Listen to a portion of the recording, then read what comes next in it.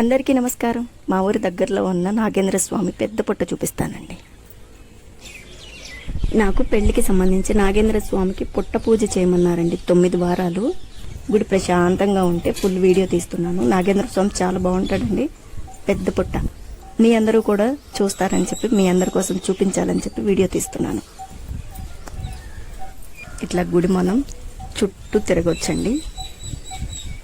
ఒక పక్కంతా ఇళ్ళుంటాయి, ఇటు పక్కంతా చేలుంటాయి.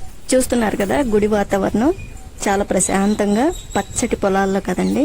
పూజ అంతా అయిపోయినాకే ప్రశాంతంగా వీడియో తీసుకుంటున్నానండి. ఎందుకంటే వీడియో పెట్టుకుంటే పూజ మీద కాన్సన్ట్రేషన్ ఉండదు. సో నా పూజ మొత్తం పూర్తి చేసుకుని తర్వాత వీడియో తీసుకుంటున్నా.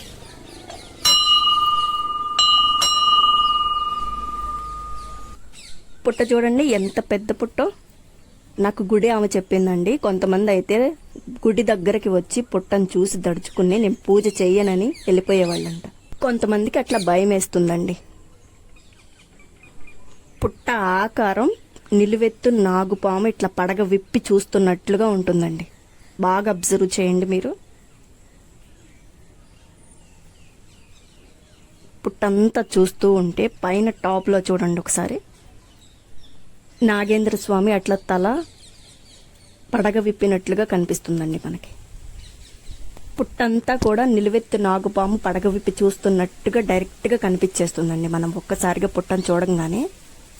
ఈ పుట్ట చాలా మందికి భయం అండి. నాకైతే భయం లేదు, నేను ఒక్కదాన్నే ఉన్నాను అక్కడ. మీరు అబ్జర్వ్ చేశారో లేదో, నా ఫస్ట్ డే నేను వచ్చిన రోజే ఆ పుట్ట నాకు బాగా నచ్చిందండి. నేను ఒక్కదాన్నే వచ్చి చేసుకునేదాన్ని.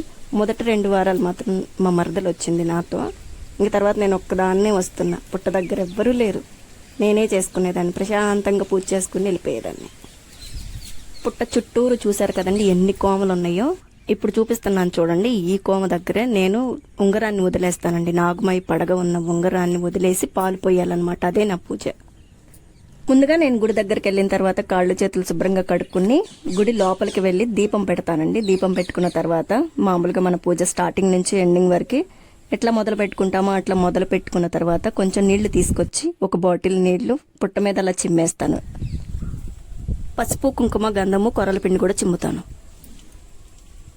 ఇంకా మనం తీసుకొచ్చిన చల్లిమిడి, వడపప్పు, పానకము, ఫ్రూట్స్ ఏమైనా తీసుకొస్తే ఫ్రూట్స్, మనకి ఏవైనా సరే పెట్టాలనుకున్నవన్నీ తీసుకొచ్చి అక్కడ పెట్టేసి, తర్వాత నేను ఒక కోమ చూపించాను కదండి, ఆ కోమ దగ్గరకు వెళ్ళి నాగుమై పడగ ఉన్న ఉంగరాన్ని ఎడమ చేత్తో పట్టుకుని కుడి చేత్తో మళ్ళీ పసుపు, కుంకుమ, గంధము అన్నీ వేసి, కొర్రల పిండి కూడా వేసి, పాలు కూడా దాని మీద పోస్తూ లోపలికి వెళ్ళేటట్టుగా ఉంచేసి పాలన్నీ పోసిన తర్వాత ఆ పాలతో పాటు ఆ ఉంగరాన్ని కూడా పొట్లోకి వదిలేసేయాలండి. ఉంగరం పొట్లో వదిలేసిన తర్వాత గుడి ఎదురుగా ఉన్న రావి చెట్టు, వేప చెట్టు కలిసి ఉన్నాయి కదండి, అక్కడికి వచ్చి పసుపు, కుంకుమ, పూలు వేసి నలుపు, ఎరుపు, తెలుపు రంగుల దారాన్ని 9 చుట్లు చుట్టాలండి. 9 చుట్లు చేసి నమస్కారం చేసుకుని మళ్ళీ పుట్ట దగ్గరకు వచ్చి కొబ్బరికాయలు కొట్టుకుని చివరిగా హారతి ఇచ్చుకోవటమే అండి. ఇంకా అట్లా చేసుకుంటే పూజ పూర్తయిపోతుంది. నాకు చిన్నప్పటి నుంచి నాగేంద్ర స్వామి పూజ అంటే చాలా ఇష్టం అండి. నేనైతే దడవను. పుట్ట దగ్గరికి ఒంటరిగా వెళ్ళటానికి, పూజ చేసుకోవటానికి ఏ మాత్రం దడవనండి. చాలా ఇష్టం అనమాట. మనం ఎంత భక్తితో పూజ చేసుకుంటే ఆ స్వామి అంత బాగా మనల్ని కాపాడుతూ ఉంటాడు. ఆ రోజు అట్లా పూజ పూర్తయిపోయిందండి. నా పూజ పూర్తయిపోయి వెళ్ళిపోయే టైంకి ఒక ఆవిడ వచ్చారండి, ఆంటీ. ఆవిడ వచ్చేసి తన పూజ తను చేసుకుంటున్నారు.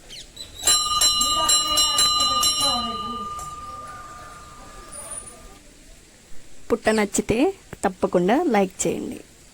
Please like, share and subscribe my channel. అలా నేను రిటర్న్లో పుట్ట గురించి ఏదో మాట్లాడతా కాసేపు ఆవిడతో మాట్లాడి కూర్చుని వెళ్ళిపోయానండి. ఇక్కడ చూడండి, ఇదే నేను వదిలే ఉంగరాలు, రాగి ఉంగరాలు.